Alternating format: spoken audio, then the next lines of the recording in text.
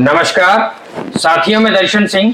आज हम बात करेंगे यहाँ ग्रेटर नोएडा या यमुना क्षेत्र में जो किसान कोटा प्लॉट है, तो उसको लेने में जो लोग कतराते हैं, आखिरकार उनके मन में जो सवाल हैं, जो डिस्कशन होता है या जो भी हमसे क्वेश्चन करते हैं, उस पर आधारित बहुत सारी बातें ऐसी हैं जो कहीं ना कहीं किसान कोटा प्रॉपर्टी को लोगों के मन में नेगेटिव कर देती है। अब यदि हम उसका डिस्कशन करें तो सबसे बड़ी बात यह आती है कि आमतौर पर लोगों का ये कहना है कि जिस किसान से आज हम किसान कोटा प्लॉट खरीद रहे हैं, कल को प्लॉट हमें नहीं मिलेगा, हमारे पैसे मार लिए जाएंगे, या ये प्रॉपर्टी में इन्वेस्टमेंट करना ही बहुत गलत बात है। किसान कोटा प्रॉपर्टी में निवेश करना मतलब पैसे फंसाना। तो इस तरह के बहुत सारी चीजें हैं, बहुत सारे सवाल हमारे सामने आते हैं, जिसको ध्यान में रखते हुए लोगों का रुझान तो है, क्योंकि क्षेत्र ऐसा है, जो भी यहाँ डेवलपमेंट चल रहा है, सभी का बजट ऐसा नहीं है कि अथॉरिटी की प्रॉपर्टी में इन्वेस्टमेंट करी जा सके। उसी के साथ साथ अगर एक ऑप्शन निकल के आता है तो वो आता है यहाँ के गांव की आबादी का, लेकिन कहीं ना कहीं लोगों के मन में उसको लेकर भी बहुत सारी मिथ है कि गांव की आबादी में डेवलपमेंट नहीं होता, या यहाँ प्राधिकरण ध्यान नहीं देगी, जो भी प्रोजेक्ट आबादी के अंदर है वहां प्राधिकरण नहीं देखती, चीजें अगर रास्ते खराब हैं तो वो हमेशा खराब ही रहेंगे, या आपकी उस प्रॉपर्टी पर कोई कब्जा कर लेगा। इस तरह की चीजें सभी लोगों के माइंड में है, जो कहीं ना कहीं पूरे ही क्षेत्र की जो मेन कैटेगरीज हैं प्रॉपर्टी की, उनको नेगेटिव करते हुए और उनको सिर्फ ये मैसेज पहुंचाती है कि जो अथॉरिटी की प्रॉपर्टीज हैं बस वही सुरक्षित है। आप सभी को मैं बता देना चाहता हूं कि इन्वेस्टमेंट का अपना असर है, इन्वेस्टमेंट का अपना रूप है, क्योंकि व्यक्ति अपने इंटरेस्ट के अनुसार ही इन्वेस्टमेंट करता है। साथ ही साथ सबसे बड़ी बात आती है लोकेशन की और बजट की। अब दोनों ही चीजों पर आधारित है। उसके बाद यदि देखा जाए, हमारा बजट इतना है कि हम अथॉरिटी के जो रेजिडेंशियल सेक्टर्स हैं उनमें इन्वेस्टमेंट कर सकते हैं, तो आपके लिए सबसे पहली प्राथमिकता होनी चाहिए अथॉरिटी के सेक्टर्स। उसके बाद यदि ऑप्शन आता है तो फिर कहीं ना कहीं यदि बजट का इशू है, तो ऐसा तो बिल्कुल नहीं है कि यदि एक ही पैरामीटर है, अगर उस स्केल में बजट हो, मतलब जिस व्यक्ति के पास 2 करोड़ रुपए हैं बस वही यहां इन्वेस्टमेंट कर सकते हैं और बाकियों के लिए कोई विकल्प नहीं है, ऐसा बिल्कुल नहीं है। क्योंकि उसके बाद यदि हम देखें तो जहां रेजिडेंशियल सेक्टर्स हैं यमुना एक्सप्रेसवे अथॉरिटी के, वहीं पर किसान कोटा प्लॉट्स भी अवेलेबल हैं। और ये ऐसे प्रॉपर्टीज हैं, ऐसी प्रॉपर्टीज हैं जो रेजिडेंशियल कैटेगरी के साथ साथ सेमी कमर्शियल बोलते हैं, जिसमें आप कमर्शियल गतिविधियां भी कर सकते हैं। अब कंपैरिजन की यदि बात करें, यदि बेनिफिट की बात करें, तो किसान कोटा ज्यादा फायदेमंद है रेजिडेंशियल सेक्टर की अपेक्षा।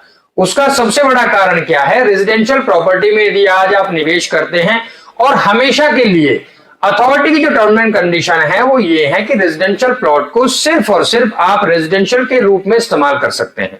साथ ही साथ अगर उसी के साथ साथ दूसरी तरफ देखें तो किसान कोटा प्लॉट एक ऐसा प्लॉट है जिसमें आप रेजिडेंशियल के साथ साथ कॉमर्शियल गतिविधि कर सकते हैं। मतलब दो आपको 2 in 1 एक चीज एक ही प्रॉपर्टी में मिल जाती है, वहीं पर बसना भी और वहीं पर आप कुछ व्यापार भी कर सकते हैं। अब बात आती है दूसरी श्रेणी की। दूसरी श्रेणी क्या है कि सबसे पहली यदि बात हम देखें कि अथॉरिटी की प्रॉपर्टी या सेमी कमर्शियल प्रॉपर्टीज जो किसान कोटा प्लॉट्स हैं, इसमें दूसरा बहुत बड़ा फर्क क्या है? दूसरा बहुत बड़ा फर्क ये है कि कहीं ना कहीं दोनों ही प्लॉट रजिस्टर्ड और अनरजिस्टर्ड दोनों ही कैटेगरी में पाए जाते हैं। आप अथॉरिटी की रेजिडेंशियल प्लॉट ले लीजिए जो सेक्टर्स डेवलप किए गए हैं, या किसान कोटा प्रॉपर्टीज रजिस्टर्ड और अनरजिस्टर्ड। अब इसमें फर्क क्या है? कई बार देखा जाता है कि सेक्टर 18 में भी आज बहुत बड़ी संख्या में रेजिडेंशियल सेक्टर्स में ऐसे प्लॉट्स अवेलेबल हैं जो अभी तक भी अनरजिस्टर्ड कैटेगरी में है। उसका कारण क्या है कि कहीं ना कहीं प्रॉपर्टी को रजिस्टर्ड कराने के लिए उसकी पोजीशन का होना बहुत जरूरी है। अब यमुना एक्सप्रेसवे अथॉरिटी का यदि हम देखें तो कहीं ना किसी पॉकेट में डेवलपमेंट स्लो है। उसके बहुत अधिक कारण हो सकते हैं। कहीं किसान से पोजीशन नहीं मिला, कहीं जमीन अवेलेबल नहीं है, कहीं किसी प्रॉपर्टी पर पॉकेट्स लगा दिए गए हैं लेकिन वहां जो किसान की प्रॉपर्टी आई है उस पे कोर्ट से स्टे है। बहुत सारे अलग अलग कारण हैं, जिसके देखते हुए अभी तक बहुत बड़ी संख्या में ऐसे पॉकेट्स हैं जो अभी आधे अधूरे कह सकते हैं। वहां जो प्लॉट्स हैं जो अभी तक पोजीशन नहीं मिली है जिनको, वो अभी तक भी अनरजिस्टर्ड कैटेगरी में है। अब यदि देखा जाए तो उसके आधार पर भी आप यदि वो प्लॉट खरीदते हैं तो उसमें सबसे पहली बात यह है कि एग्रीमेंट के बिहाफ पर आप वो प्रॉपर्टी खरीद सकते हैं। अगर उसमें आता है तो सबसे बड़ा एक प्लस पॉइंट ये है कि आपका ट्रांसफर ऑफ मेमोरेंडम पहले हो जाता है, जिसके आधार पर आपको भविष्य में वो प्लॉट आपके नाम पर रजिस्टर्ड करा दिया जाएगा, आप वो प्रॉपर्टी रजिस्टर्ड करा सकते हैं। लेकिन अब दूसरा ही पहलू इधर आते हैं किसान कोटा प्रॉपर्टी की तरफ। यदि किसान कोटा प्रॉपर्टी में आप इन्वेस्टमेंट करते हैं तो वहां आज यदि कोई प्लॉट अनरजिस्टर्ड कैटेगरी में है तो आपको भविष्य में उसके लिए किसान की आवश्यकता पड़ेगी। ऐसा इसलिए कह रहा हूं क्योंकि किसान यहां जो अलॉटी है, जो रेजिडेंशियल सेक्टर्स यमुना में अलॉटी है, उनका अलग क्राइटेरिया है। वो ऑलरेडी ही अथॉरिटी की प्रॉपर्टी है, सब चीजें उनकी वहां रजिस्टर्ड है, सारे दस्तावेज जमा है। उसी तरह से साथियों दूसरा पहलू किसान कोटा प्लॉट में जो किसान जिसके नाम पर प्लॉट अलॉट किया गया है, जिन्हें प्लॉट दिया गया है, सर्वप्रथम प्राधिकरण उन्हीं को रजिस्ट्री करेगा। ऐसा इसलिए जरूरी है कि कल को यदि किसान को वो प्लॉट दिया जाता है तो उसका सिर्फ और सिर्फ प्राधिकरण के पास एक ही प्रूफ होता है कि हमने आपको रजिस्ट्री कर दी है। अब उसके बाद किसान पूरी तरह से आजाद होता है कि वो आगे किसी व्यक्ति को वो प्रॉपर्टी दे सकता है। लेकिन सर्वप्रथम ये क्लॉज प्राधिकरण ने डाला है कि हम किसान को रजिस्ट्री करेंगे, उसके बाद किसान स्वामी बनने के बाद किसी भी व्यक्ति को वो प्लॉट दे सकता है। ऐसा यही एक ऐसा पॉइंट है जिस पर आकर चीजें अटक जाती हैं और लोगों के मन में ये किसान कोटा प्रॉपर्टी नेगेटिव हो जाती है। दरअसल ऐसा भी कई बार देखा गया है, आमतौर पर जो निवेशक यहाँ निवेश करते हैं या जिस तरह की धारणाएं समाज में बनती हैं, उसका सबसे बड़ा कारण ये भी है कि कहीं ना कहीं जो किसान है, कुछ ऐसे भी उदाहरण हमारे आपके बीच में रहे हैं जो चीजें नेगेटिव कर देते हैं। अब मान लीजिए आज हमने कोई किसान कोटा प्लॉट 10 रुपए के रेट से खरीदा और जब उसकी रजिस्टर्ड कराने का नंबर आया तो तब मान लीजिए वहां रेट हो गए 50 या 60 रुपए। अब ये 5 से 6 गुने का फर्क कहीं ना कहीं किसान के मन में भी एक सवाल पैदा कर देता है और किसान इस तरह से चीजें रख देता है कि आपने मेरी प्रॉपर्टी 10 रुपए में खरीदी है, यदि आज आप या तो वो 10 रुपए रिटर्न ले लें या आप मेरे बारे में कुछ सोचें। तो कहीं ना कहीं चीजें सेटलमेंट के आधार पर आधारित हो जाती हैं और ऐसा भी देखा गया है कि बहुत बड़ी संख्या में लोगों ने चीजों को सुलझा लिया है और चीजें सुलझ भी जाती हैं, क्योंकि जो डॉक्यूमेंटेशन आप रजिस्ट्रेशन कराते हैं किसान से, जो एग्रीमेंट पहले हो जाता है, कहीं ना कहीं वो दस्तावेज अपने आप में बहुत ताकतवर होते हैं चीजों को अटकाने के लिए। आप कोर्ट के समक्ष ये चीज बिल्कुल पेश कर सकते हैं कि मैंने इस प्रॉपर्टी के एवज में इतनी रकम किसान को दे चुका हूं और ये प्रॉपर्टी मैंने खरीद ली है। तो इतना भी इजी नहीं है कि कोई भी किसान किसी भी व्यक्ति को प्लॉट दे दे और कल को रजिस्ट्रेशन के समय पर सिरे से खारिज करके ये कह दे कि मैं प्लॉट नहीं देता। चीजें कहीं ना कहीं आधारित होती हैं, लेकिन उन्हें बैठकर सुलझा लिया जाता है। ऐसे सैकड़ों उदाहरण भी हैं जिसको देखते हुए समाज में एक धारणा हो गई है, या जो इन्वेस्टर्स हैं उनके मन में एक धारणा हो गई है कि किसान कोटा प्रॉपर्टी कहीं ना कहीं बहुत नेगेटिव और बहुत गलत प्रॉपर्टी है। ऐसा इसलिए संभव नहीं है कि एक बुराई 100 कोस तक जाती है। ये आधार है, इसी के आधार पर हम बहुत समय से सुनते आ रहे हैं कि एक चीज गलत हुई तो तमाम पूरे सेक्टर को यह घोषित कर दिया जाता है, या उस गांव के तमाम जो बाशिंदे किसान हैं उन सभी को यह साबित कर दिया जाता है कि यहां इस किसान के प्लॉट या यहां इस गांव के किसान ठीक नहीं है, यहां अगर आप प्लॉट लेंगे तो आपका पैसा फंसेगा ही फंसेगा। ऐसा कोई पैरामीटर, कोई क्राइटेरिया नहीं है। कोई व्यक्तिगत तौर पे यदि किसी के साथ कोई समस्या ऐसी हुई है तो आप उनसे निजी तौर पर पता करें, चीजें सुलझा ली गई हैं और चीजें इजीली सुलझ भी जाती हैं। अब यदि हम बात करें तो आज यदि हम बात करें, किसान कोटा प्रॉपर्टी सबसे अधिक एक जगह पर लगाई गई है जिसे हम सेक्टर 25 के नाम से जानते हैं।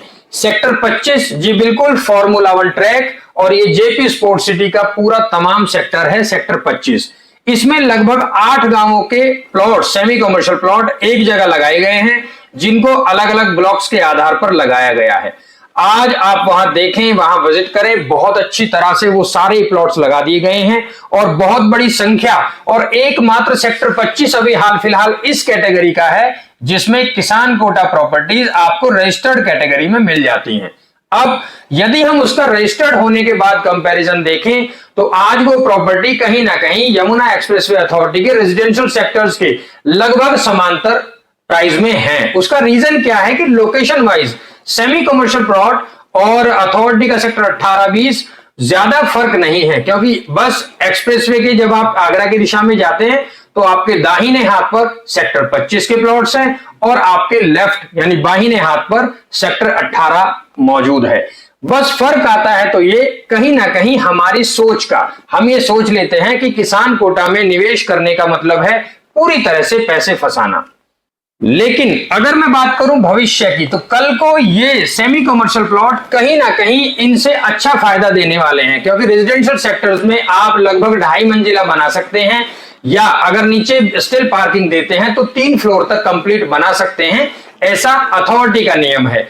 उसी तरह से यदि आप इतना ही स्ट्रक्चर किसान कोटा प्रॉपर्टी में बनाते हैं तो आप उसमें कमर्शियल गतिविधि कर सकते हैं। तो हुआ ना डबल का फायदा, आप उसी मकान में रहते हुए व्यापार कर सकते हैं, गोडाउन बना सकते हैं, शॉप बना सकते हैं, आप उसमें होटल बना सकते हैं, पीजी बना सकते हैं, हर वो सोर्स ऑफ इनकम कर सकते हैं जो एक पॉल्यूटेड मैन्युफैक्चरिंग यूनिट ना हो। जी बिल्कुल, अगर कोई ऐसा कारखाना है जिससे पॉल्यूशन होता हो, या कोई भी ऐसा चीज जिसको सेक्टर में वासियों को किसी तरह की परेशानी होती हो सकता है उसके लिए आपको परमिशन ना मिले, लेकिन आप इसके अलावा कोई भी ऐसा व्यवसाय बिल्कुल इजी तौर पर उस किसान कोटा प्रॉपर्टी में कर सकते हैं, जिससे कि आप अपनी मंथली इनकम के साथ साथ अच्छी गुजर बसर कर सके। तो आप सभी बिल्कुल इस माइंड को, इस बात को दिमाग से निकाल दीजिए कि किसान कोटा प्रॉपर्टी नेगेटिव है, उसका फर्क है तो ये, यदि आप आज देखना चाहते हैं तो आप आकर ग्रेटर नोएडा में जो किसान कोटा प्रॉपर्टीज हैं उनसे अंदाजा लगा सकते हैं कि यहाँ के रेजिडेंशियल सेक्टर्स और किसान कोटा प्रॉपर्टी किस आधार पर डेवलप हुई हैं। यदि मैं कुछ लोकेशन की बात करूं ग्रेटर नोएडा में, तो किसान कोटा प्रॉपर्टी लगभग 1.5 लाख रुपए मीटर तक भी आपको वहां मिलती है। और यदि रेजिडेंशियल सेक्टर्स की बात करें तो ग्रेटर नोएडा में हाल फिलहाल ऐसे भी रेजिडेंशियल सेक्टर्स हैं जहां आपको 1 लाख रुपए मीटर तक का भी रेट देखने को मिलेगा। तो फर्क आ गया कहीं ना कहीं भविष्य में इस्तेमाल का, क्योंकि किसान कोटा प्रॉपर्टी आप सेमी कमर्शियल यूज में लेंगे और सेक्टर की प्रॉपर्टी आप रेजिडेंशियल यूज में लेंगे। यही फर्क है जो आपको भविष्य में फायदे के रूप में मिलने वाला है। आज यमुना का वो समय है, यदि आप यमुना में आज इन्वेस्टमेंट कर देते हैं तो आने वाले समय में आप देखेंगे जब यहां पर एयरपोर्ट इनॉग्रेशन होने के बाद डेवलपमेंट की शुरुआत होगी, जिन लोगों ने इन्वेस्ट किया हुआ है जब वो यहां एक एंड यूजर की तरह अपनी अपनी प्रॉपर्टीज को डेवलप करेंगे, तो मेरा दावा है आप सभी ये सोचेंगे कि आज हमारे लिए हो सकता है कि सभी के लिए संभव ना हो उस समय पे निवेश करना, लेकिन एक चीज जरूर दिमाग में आएगी कि यहां मुझे प्रॉपर्टी इतने रुपए में मिल रही थी, या अगर मैं वहां उस समय यहां निवेश कर देता तो ये प्रॉपर्टी मुझे मात्र इतने रुपए में मिल रही थी। जो कि आज यदि हम देखें तो हमारा ऑफिस ग्रेटर नोएडा में है, हम भी यहीं के वासी हैं। अगर हम देखते हैं तो हमारे आसपास ऐसे बहुत व्यक्ति हैं जो ऐसा ही जिक्र करते हैं नोएडा का, या जो बिल्कुल नॉर्मल फैमिली से बिलोंग करते हैं वो जिक्र करते हैं ग्रेटर नोएडा के उन पॉश सेक्टर्स का जहां प्राइस 1.5 लाख और 1.5 लाख से ऊपर आज चल रहा है पर मीटर का। अल्फा, बीटा, गामा, डेल्टा, ये 4 ऐसे सेक्टर हैं जिनके नाम से शुरुआती दौर में यदि ग्रेटर नोएडा का जिक्र आएगा तो ये 4-5 सेक्टर ऐसे हैं, सबसे पहले इनका जिक्र होता है। इसी तरह से साथियों, आज यमुना की यदि बात करें तो यमुना का ये समय वो समय है जो आप इन्वेस्टमेंट मन बनाकर ले रहे हैं तो वो इन्वेस्टमेंट बिल्कुल आंख बंद कर दीजिए। आने वाले मैक्सिमम 2 से 3 साल में आप ये शहर पहचान नहीं पाएंगे, इतनी तेजी से और इतनी अच्छी तरह से डेवलप होगा। तो आज बिल्कुल मेरी सलाह यह है कि सबसे पहले अगर मैं बात करूं किसान कोटा प्रॉपर्टी की, तो किसान कोटा प्रॉपर्टी में निवेश करिए। उसके लिए आपको थोड़ा सचेत रहने की आवश्यकता है। सचेत रहने से मेरा मतलब यह है, यदि आप अथॉरिटी की प्रॉपर्टी, अथॉरिटी के रेजिडेंशियल सेक्टर्स में निवेश करते हैं तो कहीं ना कहीं चीजें अथॉरिटी के हाथ में होती हैं आपके नाम कराना, आपको बस डॉक्यूमेंटेशन को टाइमली करना होता है। उसी तरह से यदि आप किसान कोटा प्रॉपर्टी में निवेश कर रहे हैं तो सबसे पहले 2-3 चीजें हैं कि इस प्रॉपर्टी की पहले प्रीवियस हिस्ट्री की जांच करें। ऐसा तो नहीं कि आप जो प्रॉपर्टी किसान कोटा में खरीदने जा रहे हैं, क्या पता किसान ने अब से पहले किसी को बेच ना रखी हो। उसके लिए आपको उस प्रॉपर्टी की सर्च रिपोर्ट या प्रीवियस हिस्ट्री, दोनों एक ही चीज है, उसका पता करना होता है। उसे पता करने के बाद आप फिर व्यक्तिगत तौर पर सबसे पहली जिम्मेदारी उस व्यक्ति को दें जिसके माध्यम से आप प्रॉपर्टी खरीद रहे हैं, क्योंकि आप भी समझते हैं यदि एक प्रॉपर्टी में एक या एक से अधिक नाम है तो कहीं ना कहीं बहुत बड़ा फर्क आपको देखने को मिलता है। ऐसी भी प्रॉपर्टीज यहां किसान कोटा में हैं जहां एक या दो व्यक्तियों के नाम पर प्लॉट होता है, तो आमतौर पर दो व्यक्तियों को समझाना या मनाना इजी होता है। अब बात करें एक ऐसी प्रॉपर्टी के बारे में जिसमें 7 या 8 नाम है, तो कहीं ना कहीं 8 की परमिशन आपको उस प्लॉट को लिखाने के लिए चाहिए, और चीजें यहीं पर आकर फर्क बदल जाता है कि कोई ना कोई व्यक्ति अपने मन अनुसार अपनी डिमांड रख देता है। यही इस बात का ध्यान रखते हुए आप जो मध्यांतर है, जो व्यक्ति ऐसे हैं जो आपको प्रॉपर्टीज दिला रहे हैं, उनको ये बात क्लियर कह दें कि हमें प्रॉपर्टी अपने बजट अनुसार चाहिए, और साथ ही साथ उस प्लॉट की जो मालिक हैं वो कम से कम नाम, कोशिश करें कि एक ही नाम का प्लॉट हो या मैक्सिमम 2 नाम। उससे क्या होगा कि 2 ही व्यक्ति हैं जिनको आपको प्लॉट लिखना है, तो आपको कहीं ना कहीं उन 2 व्यक्तियों को हैंडल करना इजी रहता है। ऐसे ही आप उस प्रॉपर्टी की हिस्ट्री चेक करें, कम से कम नाम की प्रॉपर्टी लें, लोकेशन वाइज पता कर लें, आसपास ये देख लें कि माहौल क्या है, जो व्यक्ति जिससे आप डील करने जा रहे हैं वहां अपने लिंक के आधार पर उस व्यक्तिगत तौर पर पता कर लें कि कल को मुझे कोई समस्या आती है तो यदि मैं यहां बैठूं तो मैं किसके मदद से बैठ सकता हूं। तो इस तरह की चीजें हैं, बहुत बड़ा इश्यू नहीं है। प्रॉपर्टीज बहुत अच्छी हैं, बहुत अच्छे टाइम पर इन्वेस्टमेंट करने का टाइम है। तो साथियों, किसान कोटा प्रॉपर्टी में निवेश करने से पहले बिल्कुल ना डरें, बिल्कुल ना घबराएं। भविष्य में यदि आप देखेंगे तो बहुत अच्छी प्रॉपर्टी किसान कोटा प्रॉपर्टी साबित होगी, और ये मेरा दावा है, और साथ ही साथ आपसे वादा है कि आप रेजिडेंशियल सेक्टर्स की अपेक्षा किसान कोटा प्रॉपर्टी में भविष्य में निवेश करना जरूर चाहेंगे। आप यदि आज यहां किसान कोटा प्रॉपर्टीज, जो यमुना की तमाम गांवों को किसान कोटा प्लॉट मिल रहे हैं, वहां उनकी विजिट करना चाहते हैं, आकर लोकेशन देखना चाहते हैं, या जो भी कनेक्टिविटी के आधार पर प्लॉट देखना चाहते हैं, लोकेशन वाइज देखना चाहते हैं, किसी भी तरह की कोई भी जानकारी या कोई भी आप अपनी तसल्ली के आधार पर कोई चीज चाहते हैं, तो नीचे स्क्रीन पर हमारा नंबर दिया गया है, आप इस नंबर को डायल करके वो पूरी जानकारी ले सकते हैं। साथ ही साथ हमारे पास आपके लिए आपके बजट अनुसार हर कैटेगरी की, हर साइज की इन्वेंटरीज भी मौजूद होती हैं, आप उसके लिए भी हमसे पता कर सकते हैं।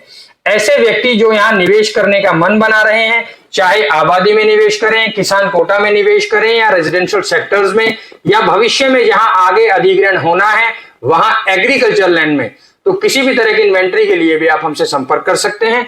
आप सभी के लिए शुभकामनाएं। नमस्कार।